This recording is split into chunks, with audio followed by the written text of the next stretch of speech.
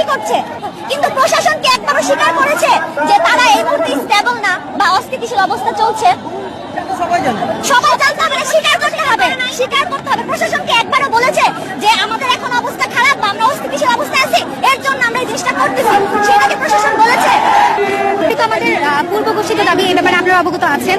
যেটা প্রায় 1 মাসের মতো হয়েছে আমরা সেই দাবি তুলে ধরেছিলাম সরকারের কাছে, কিন্তু এখনো সেটা বাস্তবায়নের কোনো দৃশ্যমান পদ্ধতি আমরা দেখতে পাচ্ছি না। তো আমরা চাই খুব শীঘ্রই যে কেন আমাদের 8 দফা দাবি বাস্তবায়নের কোনো দৃশ্যমান পদ্ধতি আমরা দেখতে পাচ্ছি না, সেই ব্যাপারে হচ্ছে প্রশাসনের পক্ষ থেকে হচ্ছে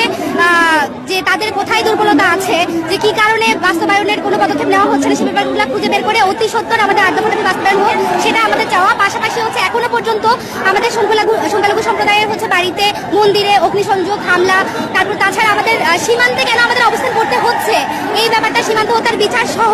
তাছাড়া যে হচ্ছে কিছুদিন আগে আপনারা অবগত আছেন উৎসব মণ্ডল নামে একটা ছেলে, তার ব্যাপার হচ্ছে ধর্ম অবমাননার হচ্ছে একটা এলিগেশন আনা হয়েছে। আচ্ছা যাই হোক, সে যদি ধর্ম অবমাননা করে থাকে সেটা তো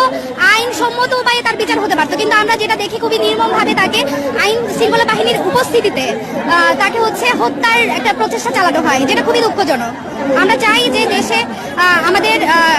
সিকিউরিটি বাস্তবায়ন হোক, এইভাবে আর আমরা চাই না মানে এরকম আমাদের সম্প্রদায়ের বা আমাদের সংখ্যালঘু সম্প্রদায়ের উপর